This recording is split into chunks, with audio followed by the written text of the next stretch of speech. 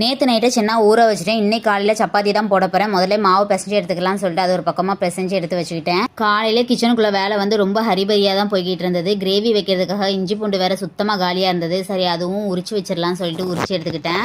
நாளைக்கு சண்டேங்கிறனால எப்படியும் நான்வெஜ் தான் சமைக்கணும். ஸோ அதுக்குமே சேர்த்து இஞ்சி பூண்டு பேஸ்ட் வந்து உரிச்சு எடுத்தாச்சு. கிரேவிக்கு தேவையான காய்கறி எல்லாமே ஒரு பக்கத்தில் கட் பண்ணி எடுத்துகிட்டு அதுக்கப்புறமா சென்னாவையும் உப்பு போட்டு குக்கரில் ஒரு 3 விசில் வச்சு எடுத்துக்கிட்டேன்.